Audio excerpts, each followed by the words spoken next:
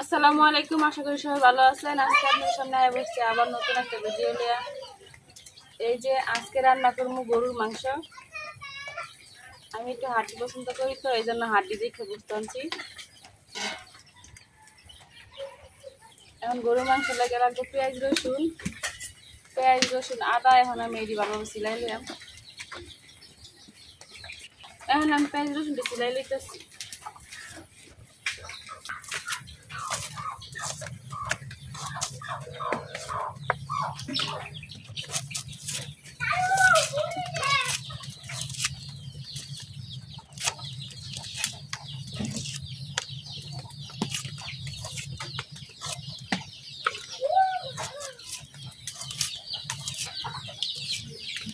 পেঁয়াজটা আমি একটু বেশি নিছি, কারণ পেঁয়াজটা একটু বেশি দিলে তরকারিটা একটু মাখো মাখো হয়। আমার পেঁয়াজটি ছিলানি শেষ, এখন আমি রসুন ছিলাই লইতেছি।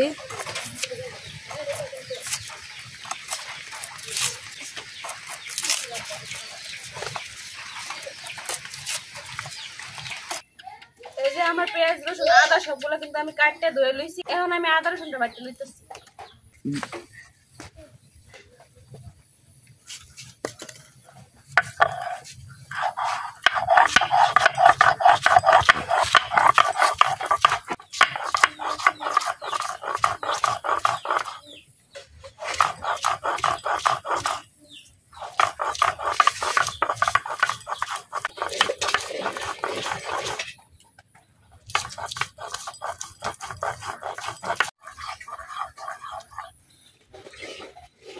এই যে আমার আদা রসুনটা কিন্তু বাড়া হয়ে গেছে, এখন আমি এটা উড়াই লইতেছি।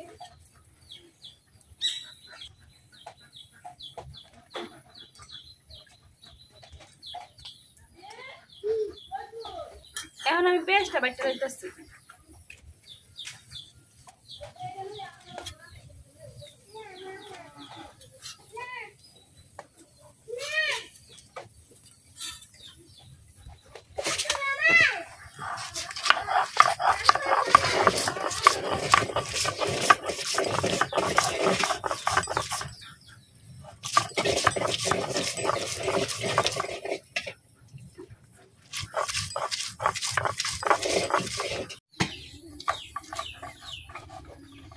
আমার পেঁয়াজটা কিন্তু বাড়া হয়ে গেছে।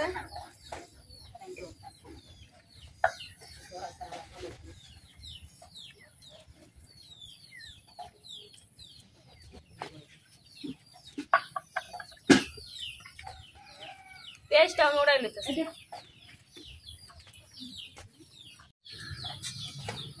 আমি এই যে কড়াই বহাই দিতেছি। আমার কড়াইটা কিন্তু গরম হয়ে গেছে, এখন আমি তেলটা লইতেছি।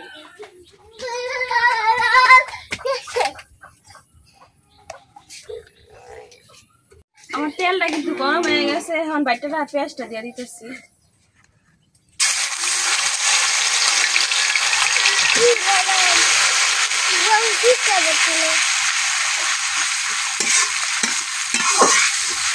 এখন পেঁয়াজটা একটু বাইর জ্বালে রাখ।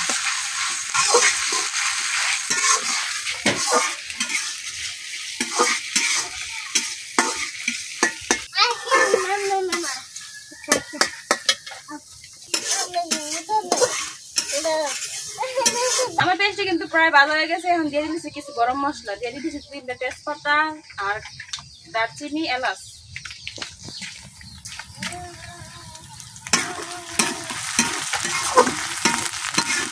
এখন এটার মধ্যে দিয়ে দিতেছি বাকি আদা আর রসুন।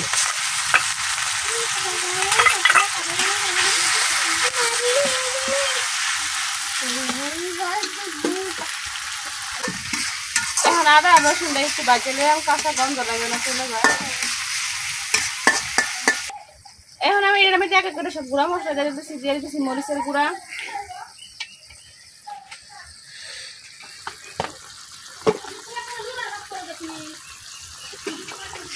দিয়ে দিতেছি হলুদের গুঁড়া, দিয়ে দিতেছি লবণ,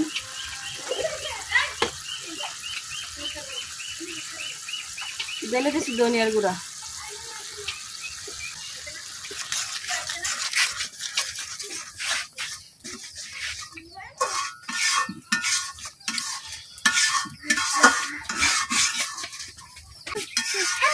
মশলাটা কিছুক্ষণ কষাইলাম।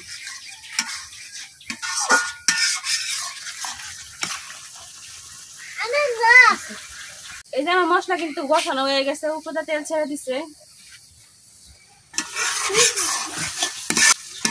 এখন আমি এই পর্যায়ে দিয়ে দিই গরুর মাংসগুলা।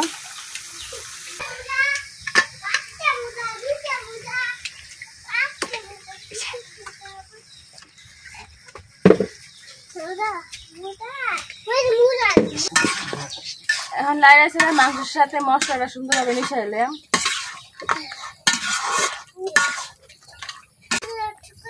এই যে আমার মাংসের সাথে কিন্তু মশলাটা ভালোভাবে মিশানো হয়ে গেছে। এখন আমি ডাইটকে এটা কিছুক্ষণ কষাইলাম।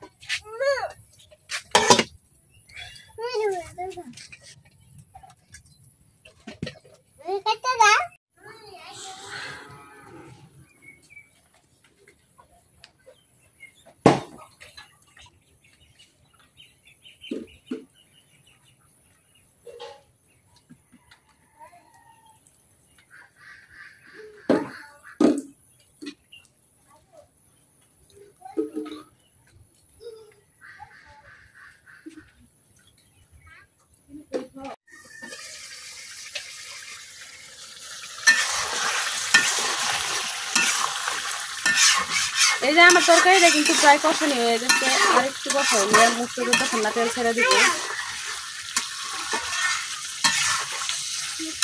এখন আবার ডাইকা দিয়ে কতক্ষণ কষাইলাম।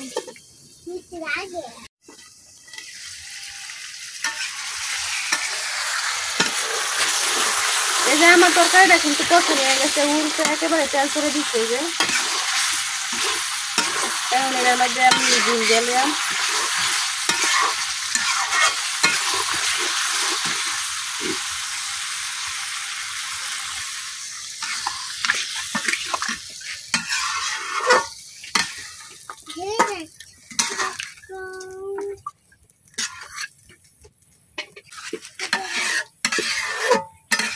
এটা যেহেতু গরুর মাংস, এটা কিন্তু সিদ্ধ হইতে একটু সময় লাগবো, এর লেগে আমি ঝোলটা একটু বেশি দিলাম। এখন আমি তরকারি ডাইকে কিছুক্ষণ জাল দিলাম।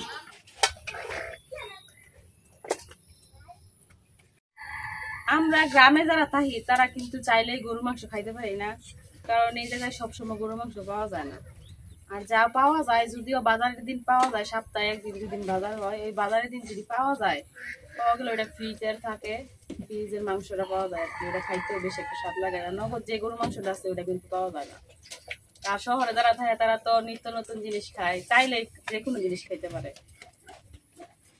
আজকে অনেকদিন পরে গরু মাংস রান্না করতেছি।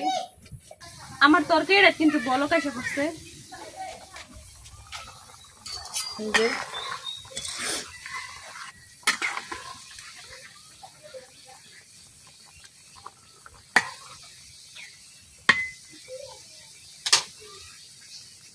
এখন আমি ডাইটকে আরো কিছুক্ষণ জল দিলাম।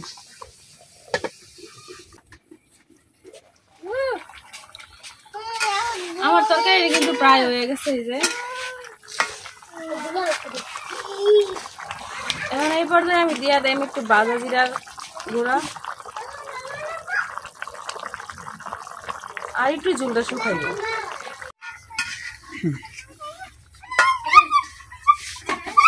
এখন আর 2-3 মিনিটের মতো জাল দিলাম।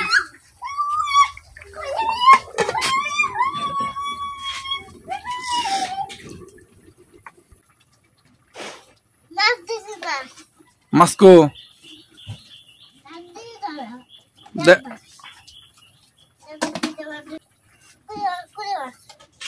পুরি মাছ। আমার তরকারিটা মনে হয়ে গেছে।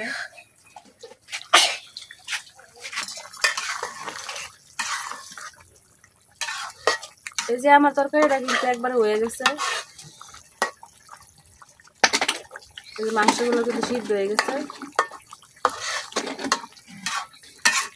এখন আমি নামাই নিলাম।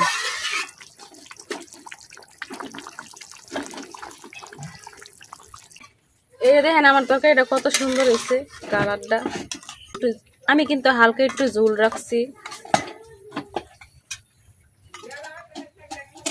এখন খায়া দিয়ে কেমন হয়েছে।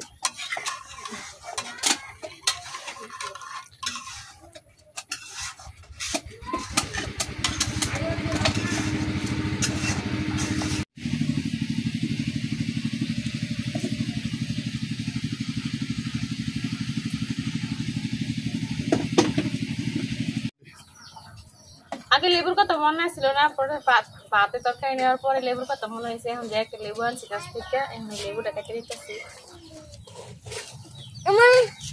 আমাদের গাছে কিন্তু অনেক লেবু হয়, লেবুতে কিন্তু অনেক রস।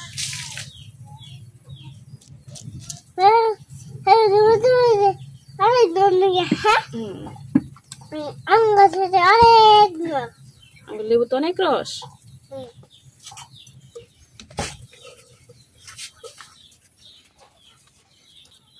খায়া দিই কেমন হয়েছে?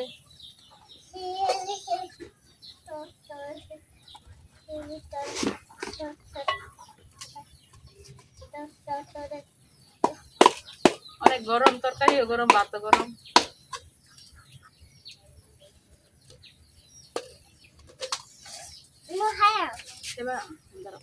বিসমিল্লাহ।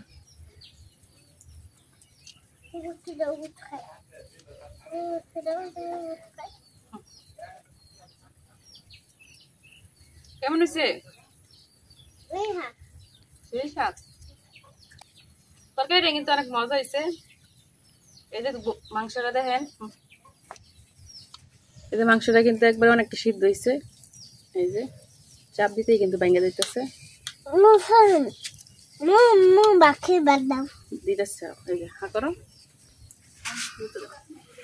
তুমি মোনা নিয়ে যাকে বসো আমার সাথে। বিসমিল্লাহ। আব্বু কেমন হয়েছে রে? আব্বু কেমন হয়েছে? সেই সাত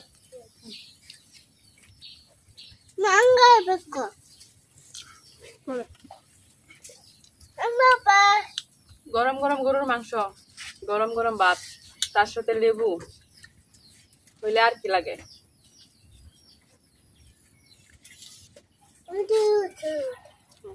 তরকারি কিন্তু অনেক মজা হয়েছে।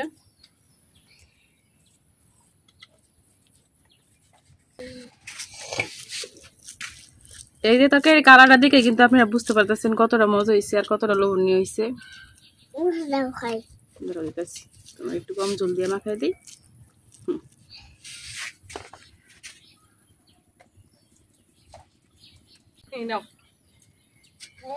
আব্দুল্লাহ একবার 2-3 দিন যাবত হইতেছে কিচ্ছু খায় না। একবেলা খাইলে 2 বেলায় না খায় থাকে, রাত্রে তো প্রত্যেকটা দিন না খায় ঘুমায়। আজকে এই জন্যই গরু মাংস রান্না করছি। এখন যাই হোক, আল্লাহর রহমতে অল্প কয়টা বাতিলও খাইতেছে, তাতেই আমি অনেক খুশি। আমার রান্নাটা সার্থক হইল।